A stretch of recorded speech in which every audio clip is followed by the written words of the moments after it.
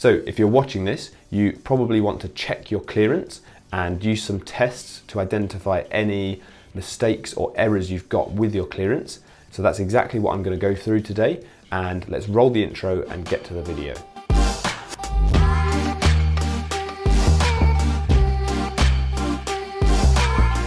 So the first and obvious test that you can use for clearance is to use a high-speed camera.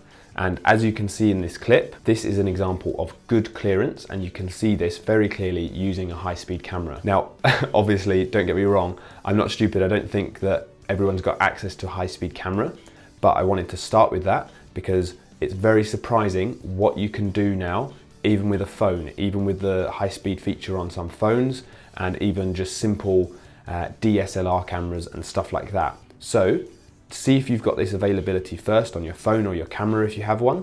If not, then obviously there are loads of other tests, but high-speed camera is super useful if you've got it, but don't worry if you don't, there are other tests you can do as well.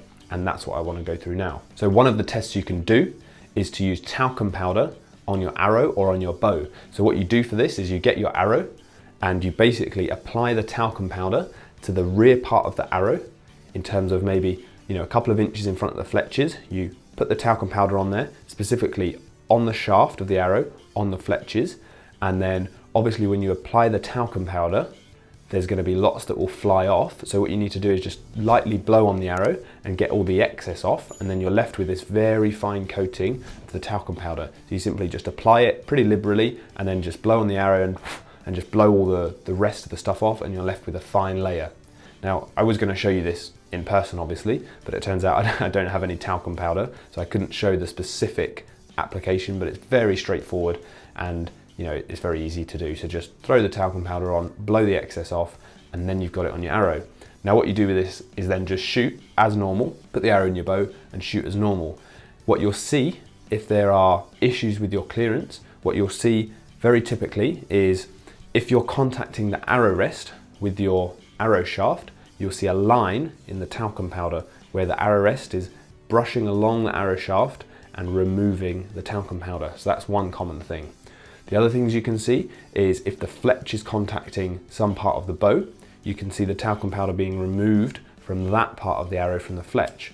And then also, obviously, if you've got some stuff such as tears in the fletches or damage to the fletches, which are facing the bow, and this can also be caused by clearance as well. So the talcum powder is a great test to check which part of the arrow is hitting the bow and how important it is. For example, if the part of the arrow hitting the bow is somewhere near the fletches, that could be pretty bad. And if it's a big amount of talcum powder that's gone, a wide area, then it could be that your arrow is hitting the button, which is quite bad in terms of impacting the button and really giving you bad clearance.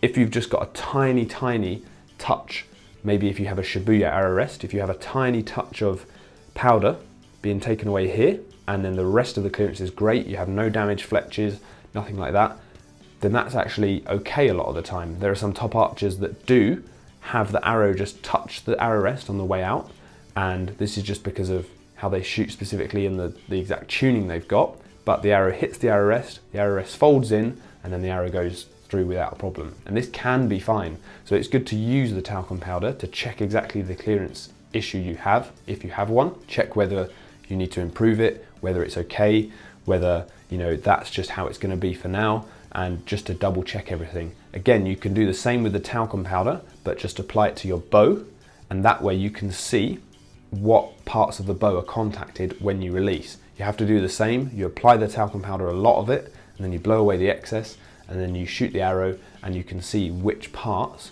of the bow have been contacted. Now, just for some amusement, here is a brilliant picture of a clearance issue I had years and years ago. I basically put my poundage down, about 8 pounds I think it was, and the clearance was so bad that the arrow was bending into the button and it broke the tip of the button off, as you can see in this picture. So this was definitely indicating that the clearance was bad.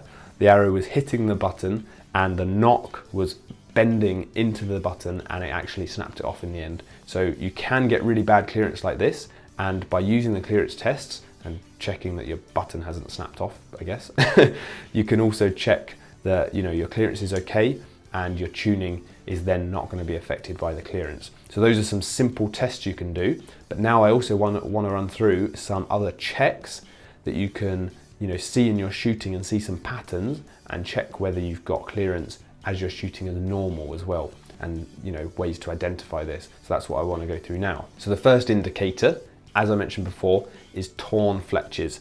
Specifically, the two flexures that are on the side of the riser, this fletch that faces away from the riser, that's not going to get damaged by bad clearance. The only way that will get damaged is if you hit another arrow in the target or if you shoot through the clicker.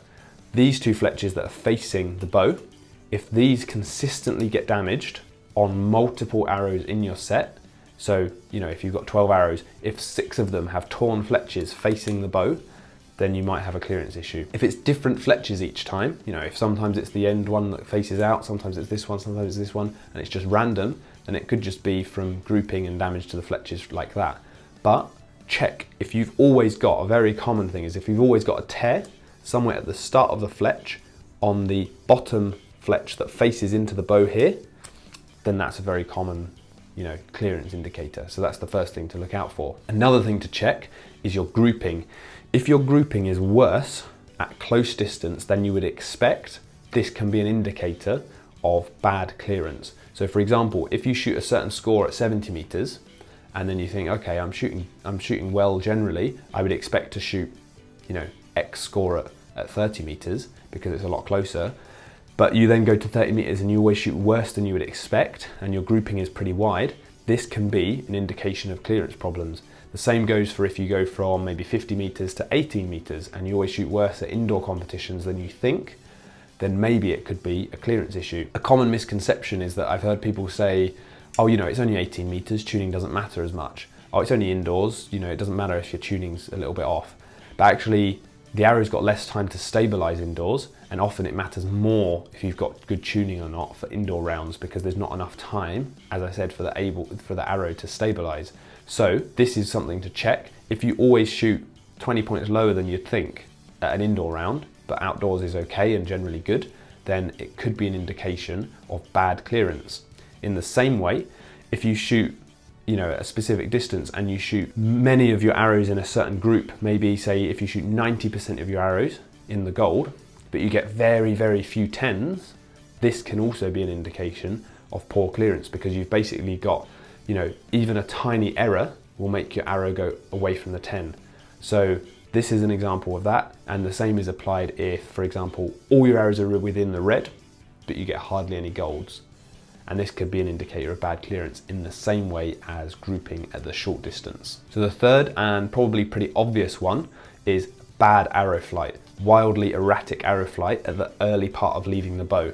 So you might see this out the corner of your eye when you're shooting, or someone might say to you, oh my God, your arrow's flying pretty bad out of your bow. And a great way to check this is to shoot 30 meters, 20 meters, something like that, with a big target face turned around. So you've got the white side of the target face, and shoot at this distance, and you can really easily see your arrow flight because the background is white and you can see the arrow flight really clearly against it. So if your arrow flight is terrible in terms of it comes out the bow really sideways or wobbly or really erratic, then this can be an indication that your arrow is hitting something on the bow and then it's making it kind of fly wildly to one side. So that's another indication. Another thing to check is any dents or gouges or big marks on your pressure button. As I said before, if your pressure button tip has snapped off, you probably know your clearance is bad. But if you've got maybe the pressure button is wearing down quicker than you expect, or you've got this kind of gouge forming in the pressure button that's really quite deep, then this could be an indicator of a clearance issue.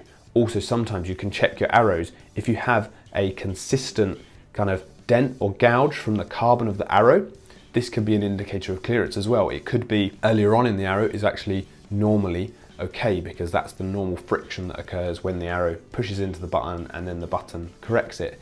If it's towards the back of the arrow and you've got a big gouge forming because it's hitting the bow or the button, then that's something to look out for. Finally, and this is perhaps the most useful one, is if you have contradicting tuning results, then this can be an indicator of bad clearance. So if you shoot your arrows at 18 meters and the bare shafts appear weak, and then you shoot them at 30 meters and they appear stiff, and then you check the angle at blank boss and maybe they appear stiff, then this could be an indicator of bad clearance because you've got mismatched tuning at different distances. If you check your tuning at the different distances and it's all the same, it shows weak at 30 meters, weak at 18 meters, weak at blank boss with the arrow angle, then you know these all line up and that's probably okay, you know where you are. If you've got different results like this, where they're weak at one distance and stiff at another distance and they're acting strange and the flight is bad, this could be an indicator of bad clearance and a mistune or like a false tune. So what I mean by this is very often you might get, maybe you'll have your setup, you'll have your arrows, and then you drop your poundage. Then what can happen is your arrows become so stiff because you've dropped your poundage a lot that they appear weak. So in my example before, like I said, where the pressure button tip broke off, I dropped my poundage a lot, maybe 8 pounds. Now my arrows were really, really stiff, far too stiff for the bow, but they actually appeared weak when I checked the tuning because they were so stiff that they were hitting the bow and then giving a mistune. So having this mistune and having different tuning results at different distances can give you a good indicator as to whether your tuning is correct or whether you've got a clearance issue or a mistune or something. So that's a really great test to check. So those were some simple tests to check your clearance. In another video, I'm going to go through how you would then fix this clearance and identify exactly what caused it and then fix it and get your clearance good and get your tuning in a good place. So I'm going to cover that in another video. As always, be sure to smash that like button if you enjoyed the video, and I'll also leave the links to social media down below. If you haven't subscribed already, make sure you subscribe to the channel and hit that notification bell to get alerted when there are new videos so you don't miss any. And thank you for watching, and I'll see you next time.